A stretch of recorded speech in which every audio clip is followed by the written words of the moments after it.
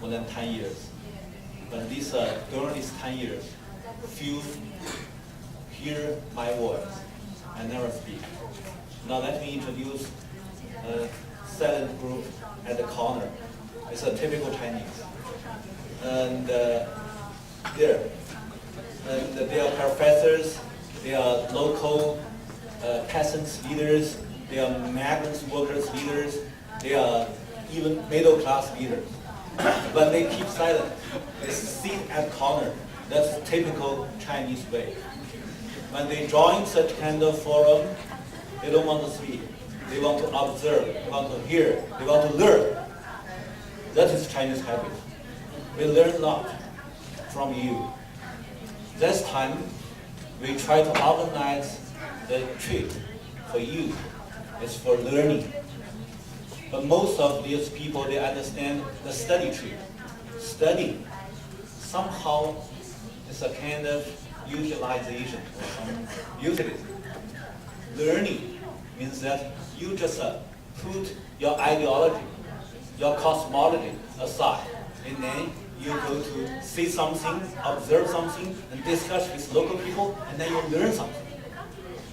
If you use your original ideology, and then you have a model, you think that it's not applied to your thoughts, and then you give comments. That is not learning. And then you can publish your paper. You can talk to media, but maybe it's not correct. So let me first introduce some people here. And one is a migrants workers performance team leader, Sun Heng. Stand up, please. Sun Heng. He has spent 10 years work in migrants labors, inside. Try to sing a song and then try to do the performance to represent the migrant labor's interest. 10 years. But now here, he is a quiet man. Not like others. Okay. And then, second, let me introduce Yang Yunbiao, please. This young man also working for their peasants' rights. He's not a protester, he's an organizer. But he keeps silent. Okay. He's very, now, you know that it's not like NGO. He has no any foreign foundation sponsor. They worked for themselves. Not as a kind of civil society and this very traditional agro society, but he is a kind of one of member of these thousands of local organizations. And then we also have a representative of Renmin. So you said you cannot see the females. Okay, we have.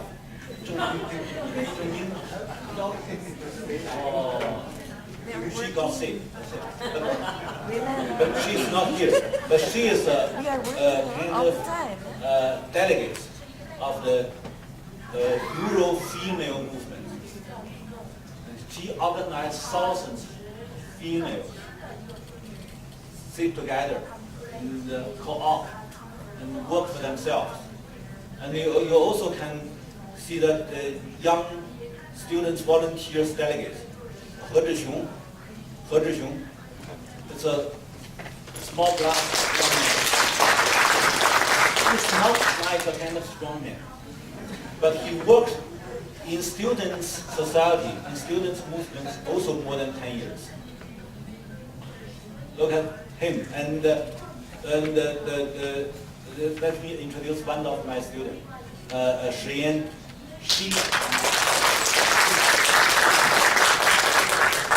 She worked for citizens campaign, for consumers campaign, for fair trade. And so she got so many media followers. She got many fans in cities.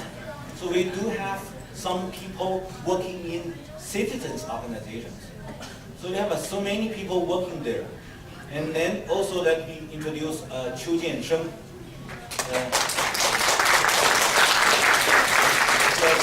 middle-aged man. He worked in rural reconstruction more than 10 years, 12 or 13 years. And he worked in this field. He organized several so-called communities college in the village for rural reconstruction, for training the peasant elites, for a lot of work. So you may see that they all sit at corner, but one person sit at middle. That's the Xu Wencan. He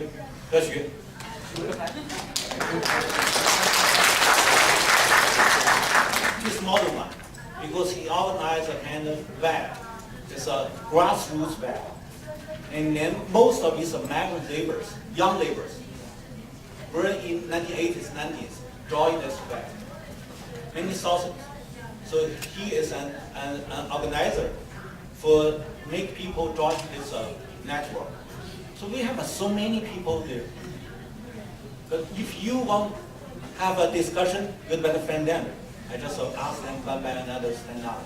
And if you want to know what is local authority work, you can talk to Professor He Huili. She is now the assistant mayor of Kaifeng City.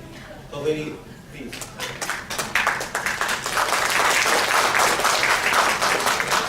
You know, assistant mayor in Kaifeng is a very big city. Maybe it's a 10 million population.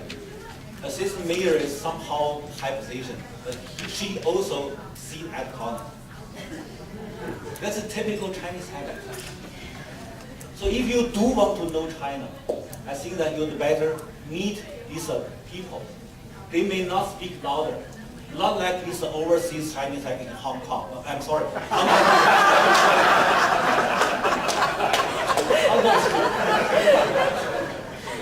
And also these overseas Chinese in United States or Europe.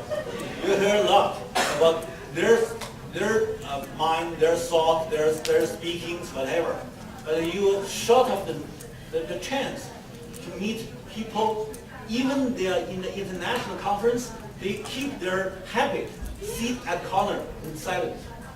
So this time you have a chance. You'd better talk to them, and then you know the details. You know what is the contradictions. And let me give you some kind of comments. We arrange you to have a learning trip. We would like to know that China is what is the critical issue in China? You found so many contradictions, even the conflicts. This is very popular in anywhere in the world. But if you go to do some learning, you must know that 2,500 years ago, in China, as a kind of historical heritage, Chinese took is that irrigation system. You see it in Chengdu. You saw in Chengdu, yes? It's 2,500 years ago. Still work now to irrigate 20,000 hectares in Chengdu territory. But if you go to Europe, what is heritage? Castles. For what? For fighting. So different cultures. And that is one thing. The second, they would like you to know that there is so many contradictions because of limited resources. You know that's the biggest population in the world, 1.35 billion. But in average, we have almost 20% of world population, but only 7% arable land and 6% water resources. You need to use the 7% of land, 6% of water to feed 20% of population. How can you do that? By what? So if you observe there are many people working in their home to do some work, even the aging people, you may know that if they don't do that, if they don't use their labor, they will exploit themselves. What they can do?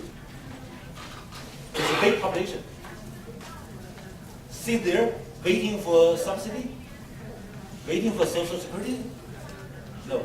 And also ask these local governments, if GDP cannot increase 7 to 8%, means that you have 10 million young laborers, no job. 10 million young laborers means what? Means big chaos. Means social conflicts. So why that all of these local authorities, they want to set up industry, they want to accelerate industrialization and urbanization, they need to absorb these laborers to have a cash job. It's not a small country, like our Egyptian friend Mandur. He mentioned me several times, you don't need to talk about China. It's not country, it's big continental. The continental, 3 times bigger than Europe. The population, 5 times bigger than Europe. But if you talk Europe, you cannot say that it's Europe because it's something different.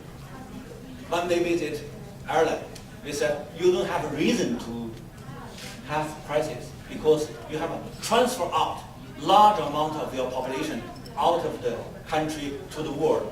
So overseas Irish people, overseas Irish population, 10 times bigger than the domestic. They have 60 million overseas Irish, only 6 million inside. And then occupy large amount of this, you all can speak English. You occupy several big continental. And then you solve your problem.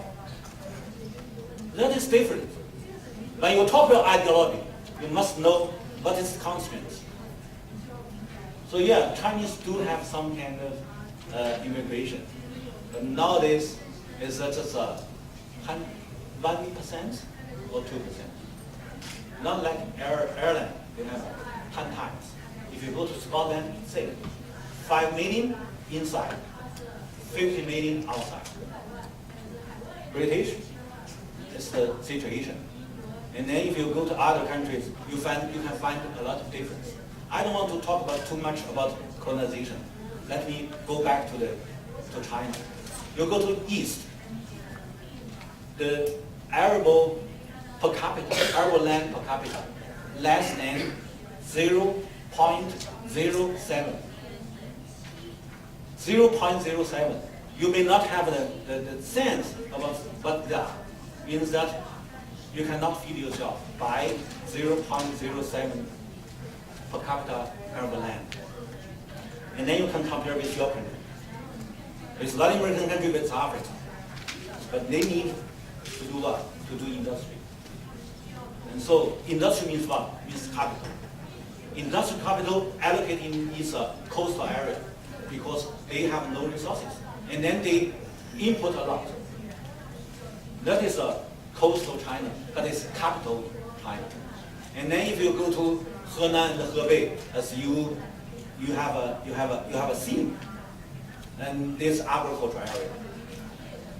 In the agricultural area, if you don't have such kind of collective system, you cannot set up within the industry. So you go to Zhouzhuang, it's the only one people's commune system. And then go to visit Nanjie, it's both of these two villages industrialized by collective system. Collective system means what? Means collective. It's a public ownership. Exploited all land and the labor and whatever resources for industrialization. And then if you go to Chongqing, you may know that Chongqing is mountain area. There's no reason for any industry, any city. When they set up this city, they have 30 counties. It's poor county. 1/3 of the population in Chongqing is a poor population. 1/3. Similar as India.